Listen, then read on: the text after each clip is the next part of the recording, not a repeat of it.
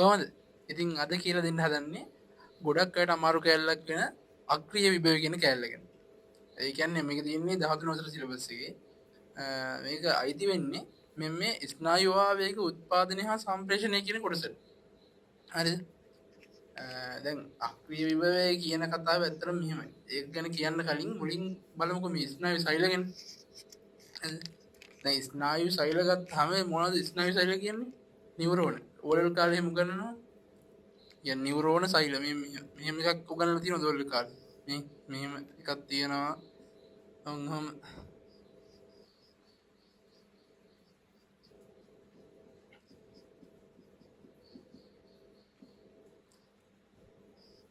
මේ වගේ ව්‍යුහයක් ගැන උගන්වලා තියෙනවද ඕරල් කාලේ? මේක තමයි නිවරෝණ සෛලයක් කියන්නේ. හරිද? මෙහෙම තියෙනවා අක්ෂණයක් තියෙනවා. අක්ෂණයේ අක්ෂණාන්ත තියෙනවා. එතන සෛල දේහයක් තියෙනවා. නැස්ටියක් තියෙනවා. මෙහෙම එකට තමයි නිවරෝණ සෛලයක් කියන්නේ. හරිද? දැන් අපි මම මේක පස්සේ සම්පත් පොත කියවනවා. මේ උගන්නන ඉවර වෙලා අන්තිමට සම්පත් පොත කියවනවා ඔයාලගේ. මේ දැන් මේ මුලින් පොඩක් කියලා දෙන එක තමයි කරන්නේ. දැන් මොකක්ද කියලා දන්නේ නැහැ. දැන් මුලින්ම බලන කට්ටියත් ඉන්නවා, රිවිෂන් කරන සමහර අයත් ඉන්නවා. රිවිෂන් කරන අය නම් දන්නවා. මේ දැන් මුලින්ම බලන අය ඉන්නවනේ. එයාලා දන්නේ නැහැ මේ මොකක්ද කියලා. මේ මොකක්ද වෙන්නේ කියලා තේරුම් කරලා ඉවර වෙලා පස්සේ සම්පත් පොතට එන්නවා. හරිනේ? බලාගන්න. මේ දැන් මං යන්නේ මේ තියෙන නියුරෝන සෛලය. හරිද? නියුරෝන සෛලයේ දැන් මේ තියෙන මෙතන අක්ෂණي. එතකොට අපි හිතමු මේ අක්ෂණේ මේ මැද්දෙන් පොඩි කට් එකක් දාන්න. පොඩක් කපනවා. හරිද? මෙතනින් පොඩි කට් එකක් දාන්න. කට් එකක් දාලා මෙතනින් ඕක ලොකු කරනවා. මං ගත්තා ලොකු කරලා. හරිද? මොකද්ද මේක නිකන් කෝට්ටක් වගේ ගන්න නෙමෙයිනේ. නිකන් බටයක් වගේ තමයි මේ යන්නේ මේ සෛලය. ඇත්තටම කියනවා නම් මේක මෙහෙම සිලින්ඩරාකාරයි. එනව නේද ඔයාලට? මේක මෙහෙම සිලින්ඩරාකාරයි. ඒතකොට මේක ලොකු කරලා ගත්තාම මෙහෙම සිලින්ඩරාකාර බටයක් තමයි ඉන්නේ. දැන් මේක මෙහෙම හරිද? මෙතන තව අර මයිලින් කොපු ගියයි මෙහෙම මේවා තියෙනවා. හරිද? මම මේ එහෙම කැලකින් නෙමෙයි මේ ඇද්ද කැලකින් තමයි කපලා තියෙන්නේ. මෙහෙම ගත්තා මම මේ ගන්නේ ලොකු කරලා මම මේ සෛලයේ ඇතුලේ වෙන සිද්ධියක් කියලා දෙන්නයි හදන්නේ. හරිද? ඒකයි මම මේක ලොකු කරලා ගත්තේ. උන් ගත්ත ලොකු කරලා. කට් එකක් කපනවා කියන්නේ අපි හිතමුකෝ මේ මෙහෙම තැන් දෙකකින් කපලා මෙන්න මේ කැලේ තමයි මේ අරන් තියෙන්නේ. හරිද? මෙන්න මේ කියන කැලේ තමයි මේ අරන් තියෙන ලොකු කරලා. අන් තියෙනවා අපේ නියුරෝන සෛලේ අක්ෂණේ. දැන් මේ නියුරෝන සෛලයක් ගත්තාම දැන් මේකේ අවස්ථා දෙකක් තියෙනවා මූලිකව. මොනවද ඒ අවස්ථා දෙක? මොනව වෙන්න පුළුවන්? සාමාන්‍යයෙන් මේ නියුරෝන සෛලයන් නම් මේක මම කියනවා අවස්ථා දෙකක් තියෙනවා කියලා. මොනවද ඒ අවස්ථා දෙක වෙන්න පුළුවන්? පුළුවන් නම් ගෙස් කරන්න බෑ. පළවෙනි අවස්ථාව තමයි මේක දිගේ ආවේගයක් ගමන් නොකරන අවස්ථාව. ඒ කියන්නේ මේක දිගේ කිසිම ස්නායු සම්ප්‍රේෂණයක් වෙන්නේ නැහැ. ආවේගයක් ගමන් කරන්නේ නැහැ. අනික් එක තමයි මේකේ මොකක් හරි ආවේගයක් යනවා. ඒ යමින් ගමන් තියෙන අවස්ථාව. ඔක තමයි අවස්ථා දෙක. දැන් මම මේ කියන්න හදන්නේ මේ නිකන් නෝමල් අවස්ථාව. ඒ කියන්නේ ස්නායු ආවේගයක් ගමන් කරන්නේ නැති අවස්ථාවක නියම් මේක ඇතුලේ මොන වගේ ඇද්දද කියලා. මෙහෙමයි. මේක කියනවා මම නිකන් දැන් මුලින් කියලා ඉන්නම්කෝ හේතුව කියන්නේ නැතුව මේක සිද්ධිය. දැන් ඔය සම්බප්පතේ තියෙනවා මේ සෛල ඇතුලේ සාමාන්‍යයෙන් නෝමලි ඍණාරෝපිතයි. මම මේ කෙලවරකින් දාන්නම්. නෝමලි මේක ඇතුලේ කියන්නේ මේ දින සෛලය ඇතුළේ නම් මේ ඇතුළේ මේ පිටත නම් පිටත මේ සෛලෙන් පිටත කියන්නේ කොහෙද? බහිස්සෛලීය අවකාශය අන්තර්සෛලීය අවකාශය කියලා කියන්නේ මෙහෙම සෛල තියෙනවා නම් ඉස්සර උගන්වන්නේ පොඩි කාලේ උගන්වලා තියෙනවා. මේ තියෙන සෛල නම් මේ සෛල අතර තියෙනවා මේ තියෙන අවකාශය. ඕක තමයි අන්තර්සෛලීය අවකාශය කියන්නේ. මේ මෙතන පිටත කියලා කියන්නේ ඔය අන්තර්සෛලීය අවකාශයම තමයි. ඒතකොට මෙතන පිටත ධන ආරෝපිතයි. එහෙම කියලා කියනවා. හරිද?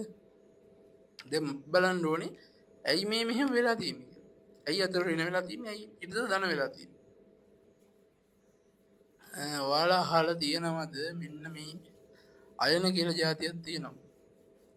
O level කාලෙත් කරන්න ඇති. දැන් A level වල කෙමිස්ට්‍රි වලට කරන්න ඇති. අයන කියලා જાති ටිකක් තියෙනවා. මම දැන් අයන පොඩ්ඩක් ලියනවා. බලන්න මේ අයන දන්නවද කියලා. potassium plus sodium plus මේවා තමයි normally දන්න ධන අයන. තව තියෙනවා calcium 2 plus මේවා normally ඕනේ වෙනවද මේ ඉස්සරහට මේක ගැන කතා කරද්දී ඕනේ වෙනවා මම ලියන්නේ. sodium plus potassium plus calcium 2 plus ඊට පස්සේ මේ ධන අයන මේවා ධන මේ ධන ඍණය ගත්තාම මොනවද Cl minus SO4 2 minus 2 plus නෙමෙයි 2 minus මෙයා නම් ඕනේ වෙන්නේ නැහැ. මෙයා තමයි ඕනේ වෙන්නේ මේ minus. හරිද? මේවා තමයි එන්නේ කියන්නේ. ධනාරෝපිත ඍණාරෝපිත අයන. එතකොට මේ මෙතන මේ අයන පොඩ්ඩක් වෙනස් විදිහට මේක දෙපැත්තේ ව්‍යාප්ත වෙලා තියෙනවා. ඒ කියන්නේ මෙහෙම මේ සෛලයේ ඇතුලේ දැන් කියනවනේ ඍණාරෝපිත කියලා. දැන් නිකන් කිස් කරලා කියන්න බෑ ඇයි මේකද ඍණාරෝපිත වෙන්නේ නැත්තේ කියලා. කොහොමද හිතෙන්නේ? මේකද ඍණාරෝපණ ගොඩාක් ඇති, කියන්නේ ඍණායන ගොඩාක් ඇති. මේ පිටත ධනායන ගොඩාක් ඇති කියලා හිතෙන්නේ. ඇත්තටම එහෙම නෑ. හරිද? normal කියන්නේ අපි මේ පිටත සෛලෙන් පිටත sodium plus සෑහෙන්න වැඩිපුර තියෙනවා. ගොඩාක් තියෙනවා sodium plus. ඍණ ගැන කතා කරන්නේ ඍණ සෑහෙන්න අඩුයි. මේ ඇතුලේ ධනාරෝපණයක් විදිහට සෑහෙන්න තියෙනවා potassium plus. ඇතුලේ වැඩි potassium plus එළිය වැඩි sodium plus. එතකොට මොකක්ද දැන් මෙතනත් plus නම් මෙතනත් plus නම් දැන් ඒත් දැන් මෙතන ඇතුලේ ඍණයිලු පිටත ධනයිලු. එහෙම කොහොමද උනේ? දැන් මෙතන ධනයිලු තියෙන්නේ. දැන් මේකේ ආරෝපණයත් සමානයි. එකයි එකමයි. එක ධන එක මෙතනත් එක ධන එකමයි. එහෙම නේ කොහොමද? ඒක සිද්ධිය මෙහෙමයි. හරිද? මෙතන මේ potassium වලට අමතරව Cl minus ඕන ඍණ කෙනෙක්. තව මේක ඇතුලේ සාමාන්‍ය සෛලයක් ඇතුලේ හිතන්න කොච්චර ප්‍රෝටීන් තියෙනවද කියලා. මේ සෛල ඇතුලේ සෑහෙන්න ප්‍රෝටීන් තියෙනවා. මේ සෛල ගැන එහෙම උගන්වද්දී සෑහෙන්න ඇතුලේ ප්‍රෝටීන් තියෙනවා. ප්‍රෝටීන්. හරිද? ඔය ප්‍රෝටීන් උත් normally ඍණාරෝපිතයි. හරිද? එතකොට දැන් මෙතන ඍණාරෝපිත තව දෙන්නෙකුත් ඉන්නවා සෑහෙන්න. ප්‍රෝටීන් එහෙම ගොඩක් තියෙනවා.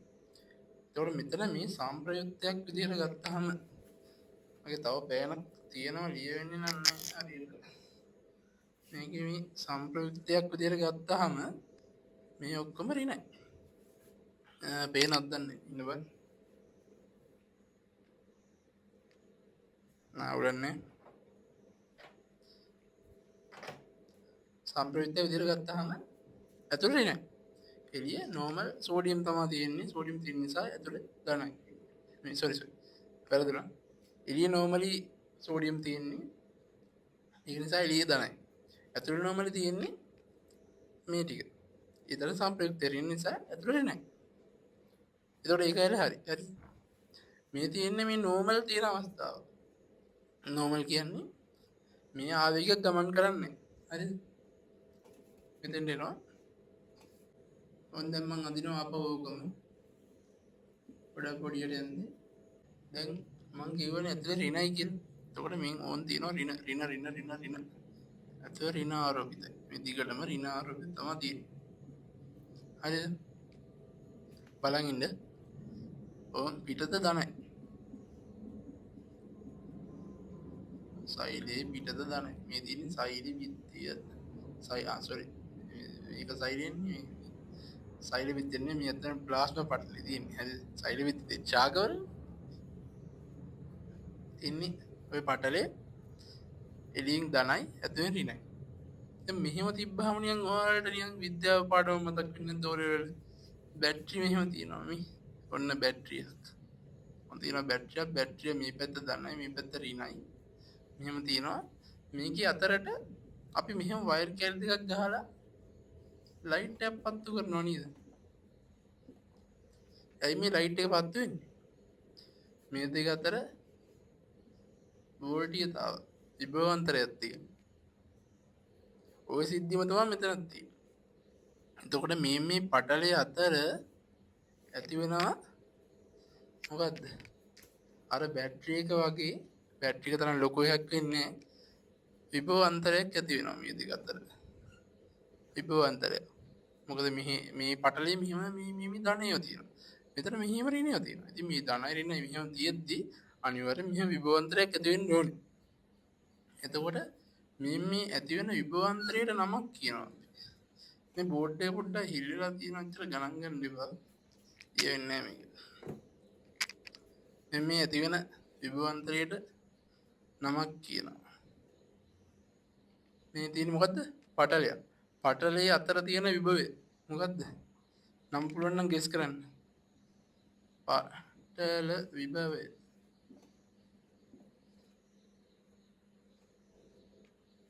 පටල විභවය. පටලේ දෙපැත්තේ කියන්නේ පටලයේ අතර තියෙන විභවය. පටල විභවය. හරිද? දැන් මං කිව්වනේ මෙහෙම තියෙන මේ ස්නායු ශෛලික අවස්ථා දෙකක් තියෙන පුළුවන් කියන්නේ මොකද්ද? මේ ස්නායු ආවේග ගමන් කරන අවස්ථාව සහ නොකරන අවස්ථාව. එතකොට මේ විභවයත් දැන් මේ නෝමල් මේකට පොදුවේ කියනවා තමයි මේ පටල විභවය කියන්නේ. මෙහිම මොකක් හරි අවස්ථාවකදී මේ පටලිය අතර තියෙන විභවය තමයි පටල විභවය කියන්නේ. එතකොට ඔය අවස්ථා දෙකේදී දැන් මම කියවනේ මොකද්ද?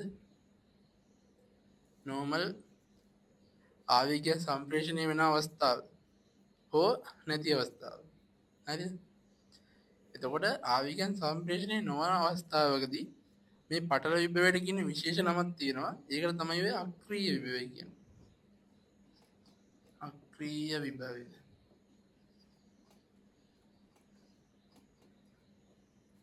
එතකොට මේක හරහා ආවේග ගමන් කරන අවස්ථාවකදී මේ තියෙන පටල විභවයට කියන විශේෂ නම තමයි ක්‍රියා විභවය.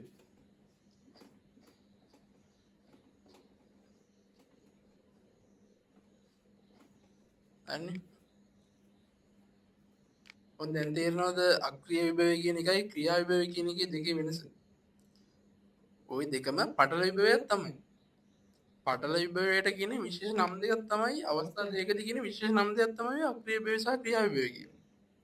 අක්‍රීය විභවය කියන්නේ ආවේගයක් ගමන් නොකරන අවස්ථාවේ, ක්‍රියා විභවය කියන්නේ ආවේගයක් ගමන් කරන අවස්ථාවේදී විශේෂයෙන් කියන නම ওই විභවයට. හරි මේ අපි පොඩ්ඩක් සම්පප්පතේ මේ කැලේ කියවලිමු නැත්තම් මට මේ බෝඩ් එක මකන්නත් බෑ දැන් මේ. ඒ කැල්ල තේරුම් ගන්න මේ රූපේ තියෙන්න ඕන. හරි මම මෙහෙම තියන් කියවනවා. නියුරෝන ඇතුළු සියලු සෛලවල සෛල අභ්‍යන්තරය හා බාහිර ප්‍රදේශය කියන්නේ බහිස්සෛලීය තරලය අතර අයන ව්‍යාප්ත වී ඇත්තේ අසමාකාර වේ. ඒක මම දැන් කිව්වනේ මේ. අයන සමාන ලී සෝඩියම් වැඩි ඇතුළේ පොටෑසියම් වැඩි තව තව ඒවත් ඇතුළේ තියෙනවා. අසමාකාරව ව්‍යාප්ත වෙලා තියෙනවා. ඒක හරි. සාමාන්‍යයෙන් සෛල අභ්‍යන්තරයේ ඍණ ලෙස ආරෝපිත අතර මේ සාමාන්‍යයෙන් සෛල අභ්‍යන්තරයේ ඍණ ලෙස ආරෝපිතයි. බාහිරයේ ධන ලෙස ආරෝපිතයි. ඒකත් තන්නේ බාහිරයේ ධන ලෙස ආරෝපිතයි.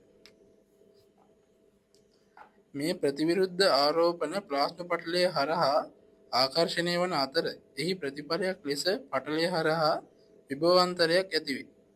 එය පටල විභවය ලෙස හඳුන්වයි. මේ ඉතින් මේක මේ මෙහෙම පටල තියෙනවා, මෙහෙ ඍණ තියෙනවා, උඩින් ධන තියෙනවා, ඍණ ධනයි මෙතනින් ආකර්ෂණය වෙනවා මේ ළඟට එවිලා. එතකොට ඒක නිසා ඇති වෙන විභවාන්තරයට තමයි පටල විභවය කියන්නේ. හරිනේ? දැන් අපි කතා කරන්න යන්නේ ඊළඟට මේ අක්‍රීය විභවය කියන කැලල. ඒ කියන්නේ මේ නියුරෝන සෛලක මේ ආවේග ගමන් නොකරන අවස්ථාවක. දැන් අපි හිතමුකෝ මෙහෙම තියෙන නියුරෝන සෛලක නිකම් මේ තියෙනවා. ආවේගයක් යන්නේ. ඒ තියෙන අවස්ථාව තමයි ඔය ඒ අවස්ථාවේ තියෙන විභවය තමයි අක්‍රීය විභවය කියන්නේ. එතකොට මේ කියන තමයි දැන් කතා කරන්න යන්නේ. එහෙනම් මම මේ කැලල පොඩ්ඩක් මකලා දානවා. හරි. දැන් මෙතන ප්‍රධාන වශයෙන් කතා කරන්නේ අක්‍රීය විභවය. දැන් අපි හිතමු මේ මම අදලා තියෙන්නේ මේ අක්‍රීය විභවයක තියෙන සෛලය. දැන් මේක මම ආයි මෙතන අඳිනවා. අපරායි දැන් මේක කියලා තියෙනවා කාමන්නේ. අඳිනවා අක්‍රීය විභවයක තියෙන සෛලය. ඇතුළේ මොනවද වැඩි? ඍණ. ඒතර සාමාන්‍යයෙන් සම්ප්‍රයුක්ත වශයෙන් ඍණාරෝපිතයි, පිටත සම්ප්‍රයුක්ත වශයෙන් ධනාරෝපිතයි. ආවේගයක් ගමන් නොකරන අවස්ථාවේදී තියෙන මේ පටල දෙක අතර තියෙන පටල විභවයට තමයි අක්‍රීය විභවය කියන්නේ කියලා. එතකොට නෝමල් සෛල එක මේ අක්‍රීය විභවයට අගයක් තියෙනවා. දැන් අපි බැටරියක් ගත්තා පස්සේ තියෙනවනේ අර වෝල්ට් මතක නැහැ මට 1.5 මොනවද තියෙන එක බැටරි જાති. ඒ වගේ මේ පටල විභවයටත් වෝල්ට් අගයක් තියෙනවා. හැබැයි මේක ගොඩාක් මේක ඇඟ ඇතුලේ තියෙන පොඩි සෛලයන්. ඒක නිසා මේකේ හැදෙන පටල විභවය ගොඩාක් පොඩි. කියන්නේ විභව අන්තරේ ගොඩාක් චූටි විභව අන්තරයක් හැදෙන්නේ. ඒක නිසා දැන් අපි බැටරි වල වෝල්ට් වලින් මෙන්නට මේක ගොඩක් පොඩි හින්දා මේක මනින්නේ මිලි වෝල්ට් වලින්. එතකොට ඒ නෝමල් අගය තමයි 60ත් 80ත් අතර මොනවද? වෝල්ට් නෙමෙයි මිලි වෝල්ට්. මේ මතක තියාගන්න හොඳට. මිලි වෝල්ට්. මේක අනිවාර්යෙන් මතක තියාගන්න ඕනේ මේ MCQ පොයින්ට් එක මේක. 60ත් 80ත් අතර. ඕක මම නම් මතක තියාගෙන හිටියේ මෙහෙමයි. 70 කියලා මතක තියාගෙන 10ක් අඩුගෙන 10ක් වැඩි කළා. එහෙම. එතකොට එකගෙන මතක තියාගන්න 70. අපි මේ ඔළුවේ තියෙන රේන්ජ් එක තියෙනවා කියලා. ඒක ඔයාලට කොහොමද දන්නේ? මම එහෙම තමයි මතක තියාගෙන ඉන්නේ. මට ඉලක්ක මතක තියාගන්න අමාරුයි ඒක. දැන් මෙතන ආවේගයක් ගමන් කරන්නේ නැහැ කියලා කිව්වට පස්සේ නිකන් හිතෙන්නේ දැන් ඇත්තට මේක කතා කරන්න දෙයක් නැහැ කියන්නේ. දැන් මේක ආවේගයක් ගමන් කරන්නේ නැත්තම් මොනවද මේක කතා කරන්න තියෙන්නේ? ඇති වැඩන්නේ. නිකන් තියෙන සෛලයක්. මොකක්ද ආවේගයක් ගමන් කරන්නේ? වැඩන්නේ. ඒ වුණාට මේක පට්ට සංකීර්ණයි. මේ ආවේගයක් ගමන් කරන්නේ නැතුව තියාගන්න එක. මේ ආවේගයක් ගමන් නොකර තියාගන්න බලපාන සාධක තුනක් තියෙනවා.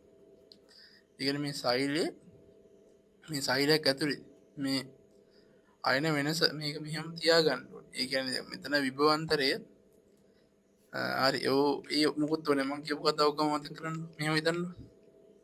මේ දැන් අක්‍රීය බවේ පවත්වා ගන්න නම් මේ අගේ මේ ගන්නට තියාගන්න වෙනවා. මේ අගේ වෙනස් කරගන්න බෑ. මේ රේන්ජ් එකේ මේක තියාගන්න ඕනේ. ඒතකොට මේ රේන්ජ් එකේ මේක තියාගන්න නම් මොකද්ද කරන්න ඕනේ? මේ අතර අයන බැලන්ස් එක මේ විදිහටම තියෙන්න ඕනේ.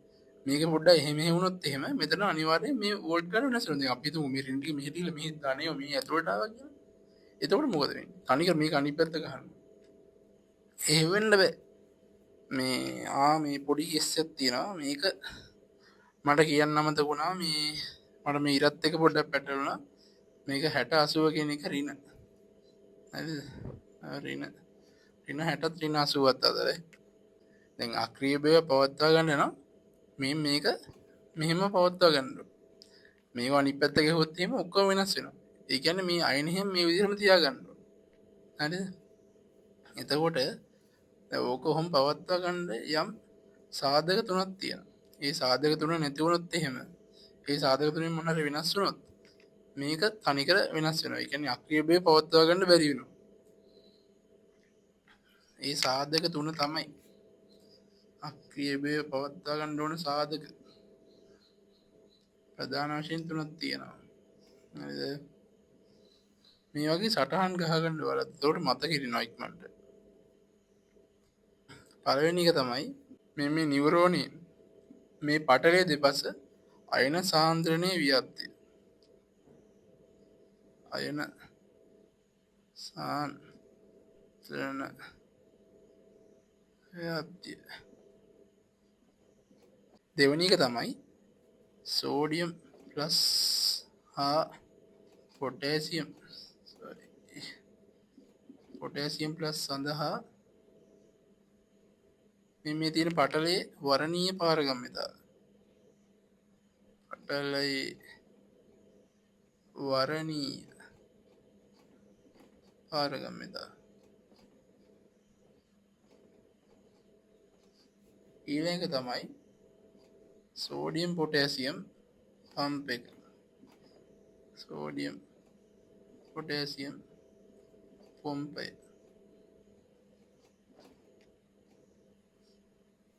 සෝඩියම් පොටෑසියම් පම්පේ. දැන් මේව මොනවද කියලා තේරෙන්නේ නැහැ. නිකන් පළවෙනි පාඩම් ඊට පස්සේ නිකන් හෝල් මන් වගේ. මේක දන්නවනේ.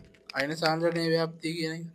අයන සාන්ද්‍රණය ව්‍යාප්තිය මන් දැනටමත් කියලා තියෙනවල් කොහොමද සයිලේ පිටත සාමාන්‍යෙන් සෝඩියම් වැඩි ඇතුළත පොටෑසියම් වැඩි පොටෑසියමුත් එක්කම තව සල් මයිනස් ප්‍රෝටීන් වගේවත් තියෙන එතකොට ඇතුළේ සම්ප්‍රයුක් තේරෙනයි ඔක තම මේ දෙපස අයන සාන්දගෙන සාන්ද්‍රණය වෙන මේ ව්‍යාප්ත වෙලා තියෙන විදිහ මේ සාන්ද්‍රණය කියන දන්න සාන්ද්‍රණය කියන්නේ ඒකක පරිමාවක් ගත්තහම ඒ පරිමාව තියෙන අංශුවාරි අනුවාරය මොනවාරි ගන්න මෙහෙම ඒක පරිමවල් දෙක මේ පරිමවල් දෙක සමානන මෙ මේක ඇතුළ තිත් ගොඩක් තින මේක තිත් පොඩ්ඩයි ති එතකොට මේක සාන්ද්‍රණය වැඩි මේක සාන්ද්‍රණය වැඩි මේක සාන්ද්‍රණය අඩුයි ඒක පරිමාව තියෙන අනුගාන වැඩියන කියන සාන්ද්‍රණය වැඩියන ඒක පරිමාව තියෙන අනුගාන අඩුවෙන කියන්නේ සාන්ද්‍රණය අඩුවෙන එතකොට මෙතන ඒක මෙතන ඒක පරිමාව සෝඩියම් වැඩි මෙතන ඒක පරිමාවක පොටෑසියම් වැඩි ඒ නිසා තමයි මේ අයන සාන්ද්‍රණය ව්‍යාප්තිය කියලා කියන්නේ. ඔය වචන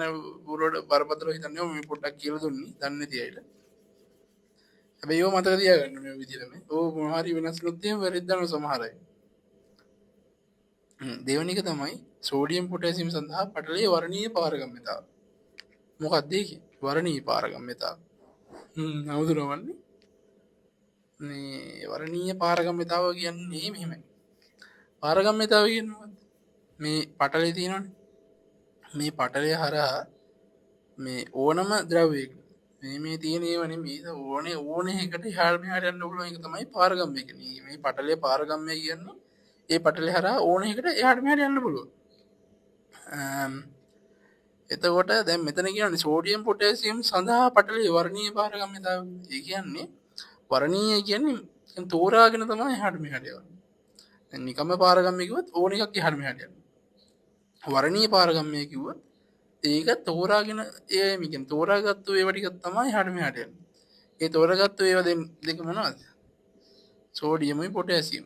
මේ දෙන්න තමයි මේ පටලය හරහා එහාට මෙහාට යන්නේ. මම මේක මකා ගත්තා. තව රූපයක් අඳිනවා. කලින් වගේම අක්ෂණේ සෝඩියම් පොටෑසියම් සඳහා වර්ණීය පාරගම්‍යතාව දැන් මෙහෙම මේක ගත්තට පස්සේ මේ පටලේ ගත්තාම පටලේ දිනවා මෙන්න මෙහෙම ප්‍රෝටීන් හරිද මෙහෙම තියෙනවා ප්‍රෝටීන් හරිද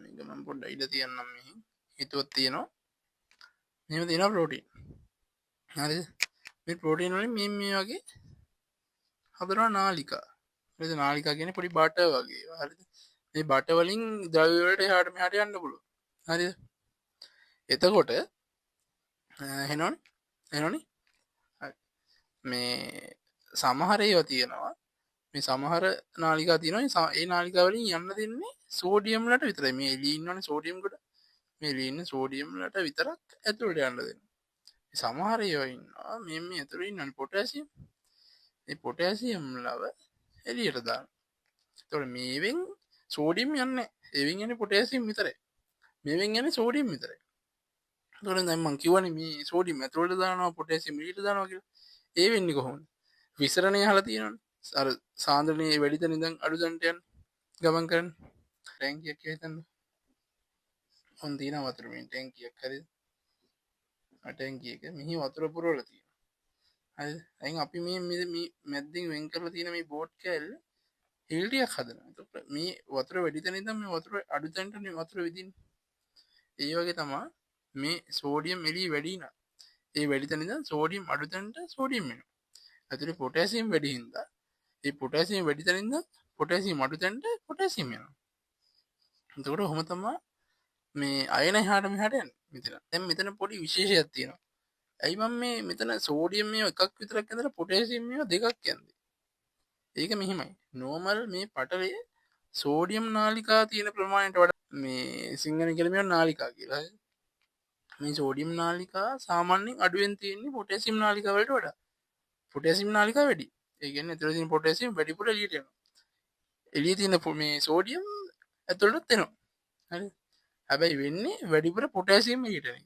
ඒක පොටෑසියම් මෙතනින් එළියට යනවා කියන්නේ මොකක්ද වෙන්නේ ඇතුළේ තියෙන පොටෑසියම් අඩු වෙනවා සාපේක්ෂව ගන්න හරිද දැන් මෙතන දෙකක් හිතමුකෝ දෙකක් එළියට යන පොටෑසියම් ඇතුළේ සෝඩියම් එකක් එනවා ඒතකොට මෙතන සම්ප්‍රයුක්ත එක කොහොමද ඇතුරින් ධනයව දෙකක් එලියට ගියා. ඒ ධන දෙකක් අඩු වුණා. දෙකක් අඩු වුණා. එකක් ආවා. අන්තිමට කොහොම හරි අන්තිමට සම්ප්‍රයුක්ත වශයෙන් එකක් කොහොම හරි එලියට අඩු වෙලා. එකක් ගිහිල්ලා සම්ප්‍රයුක්තයක් විදිහට තේරෙන්න දිගට හිතනවා. හරි. පොඩ්ඩක් ඒක හිතලා බලන්න. මේ සම්ප්‍රයුක්තය වශයෙන් පොඩ වැඩිපුර කේප්ලස් එලියට ගිහින් තියෙනවා. එතකොට මොකක්ද වෙන්නේ? මේ ඇතුලේ කේප්ලස් ප්‍රමාණය අඩු වෙනවා. ඒ කියන්නේ ධනායන ප්‍රමාණය තවත් තිබ්බට වඩා අඩු වෙනවා. තව ඇතුලේ ඍණය තියෙනවානේ මම කලින් කියන්නේ Cl- ප්‍රෝටීන් වගේව තියෙනවා. ඒ තියෙන හින්දා වෙන්නේ මේක ඇතුලේ ඍණ ගතිය තවත් වැඩි වෙනවා. හරිද? දැන් මෙහෙම ගියොත් සිද්ධ වෙන්නේ මේක ඇතුලේ ඍණ ගතිය තව සෑහෙන්න වැඩි වෙලා එළිය ධන ගතිය වැඩි වෙන්න ගන්නවා. එතකොට වෙන්නේ මේ මෙතන තියෙන මේ විභව අන්තරය වැඩි වෙන්න ගන්නවා. ඒ වැඩි වුණා කියන්නේ අනිවාර්යයෙන් මේ රේන්ජ් එක පයින්නවා. රේන්ජ් එක පයින්නොත් මොකද්ද වෙන්නේ? අක්‍රීයභාවය පවත්වා ගන්න බැරි වෙනවා. එතකොට මේකට පොඩි විසඳුමක් විදිහට මේ පටලි හයි කරලා තියෙනවා මැෂින් තැනින් තැන. හරිද? ඔන්න ඔය මැෂින් වලින් කරන්නේ දැන් එළියට දාපු පොටෑසියම් තියෙනවනේ. ওই පොටෑසියම් දෙකක් අල්ල ගන්න. ඇතුළට දාපු සෝඩියම් තියෙනවනේ. සෝඩියම් තුනක් අල්ල ගන්න. හරිද? මෙහෙම සෝඩියම්ලා තුනක් අල්ල ගන්නවා. පොටෑසියම්ලා දෙන්නෙක් අල්ල ගන්නවා. අල්ලගෙන කරන්නේ මේක මෙහෙම දස් ගාලා අනිත් පැත්ත ගන්නවා. ඒ කියන්නේ මෙහෙම උඩට යනවා මේ පැත්ත පාතට එනවා. හරිද? මැෂින් එකක් හරිද? ඒ කියන්නේ ඇතුළේ තියෙන සෝඩියම් තුනක් අල්ලලා එළියට දානවා. එළියේ තියෙන පොටෑසියම් දෙකක් අල්ලලා ඇතුළට දානවා. හරිද? එතකොට වෙන්නේ සෝඩියම් එළියටත් එනවා. අර ඇතුළට ආපු සෝඩියම් එළියටත් එනවා. එළියට ගිහපු පොටෑසියම් ඇතුළටත් එනවා. හැබැයි දැන් මම කියවනේ පොටෑසියම් මෙතන අඩු වෙලා සෑහෙන රින වුණා කියලා. හරිද? මේ ගොඩාක් රිනවන එක අඩු කරන්න තමයි මෙතන පොටෑසියම් ඇතුළට ගන්න මෙයා. හරි. ඒතකොට පොටෑසියම් එන්න පොඩ වැඩි වෙනවා. කලින් තිබ්බා වගේ. ඒ කියන්නේ මේ ඕනට වඩා මේ ඇතුළට රින වෙන එක නවතිනවා. ඒත් එක්කම ඇතුළට අව සෝඩියම් තියෙනවා. සෝඩියම් ලව අල්ලලා එළියට දානවා.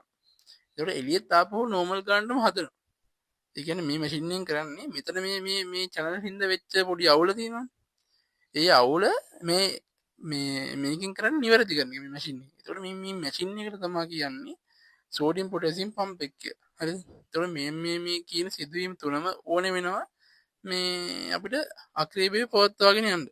මේක පොඩ්ඩක් සංකීර්ණ මම කියන එක පැටවුණා නම් ඉච්චර හිතන්න එපා. මේක මෙහෙම මතක තියාගන්න ඉතින් සෝඩියම් තුනක් එළියට දානවා. ඒත් එක්කම පොටෑසියම් දෙයක් ඇතුළට ගන්න. හරිද? එතකොට දැන් මේක මැෂින් එකනේ. මැෂින් එකක් වැඩ කරන්න කරන්ට් එක හරි තෙල් හරි මොන හරි ඉන්ධනයක් ඕනේ. දැන් අපේ ඇඟේ තියෙන ඉන්ධනය මොකද්ද? ATP නේද? එතකොට මේ ක්‍රියාවලියට අපිට ATP ඕනේ. මේ මැෂින් එක ක්‍රියාත්මක කරන්න ATP ඕනේ. හරි. දැන් මම ආයි සම්පප්පොතට එනවා. අක්‍රීය විභවය. අක්‍රීය තත්ත්වයේ ඇති නියුරෝනයක සංඥාවක් ගමන් නොකරන විට කියන්නේ. හරි. පටලය හරහා වෝල්ටීයතා වෙනස අක්‍රීය විභවය ලෙස හැඳින්වේ. ඒක මං කිව්වනේ. ඇත්තටම දැම්මට මේ සම්පප්පොත කියවන්න වෙන්නේ නැහැ. මේ වීඩියෝ කරන එකෙත් මේ charge එක බහැලා තියෙන්නේ. තව ටිකකින් off වෙනවා. මේ ඒක නිසා සම්පප්පොත ඔයාලා කියව ගන්න. ඔය මං කියපු ටිකම තමයි තියෙන්නේ. මේ කිසි වෙනසක් නැහැ. ඒ ටිකම තමයි හැමෝම තියෙන්නේ. ඔයාලට මේ වගේ ඕන මොන හරි පාඩමක කැලලක් තියෙනවා නම් මේ වීඩියෝට කමෙන්ට් එකක් දාන්න. එතකොට මම ඊළඟට කියන වීඩියෝ එක ඒ ඔයගොල්ලෝ වැඩිපුරම ඉල්ලලා තියෙන එකට අදාළව වීඩියෝ එකක් කරන් එන්න. එහෙනම් තව වීඩියෝ එකකින් හම්බෙමු.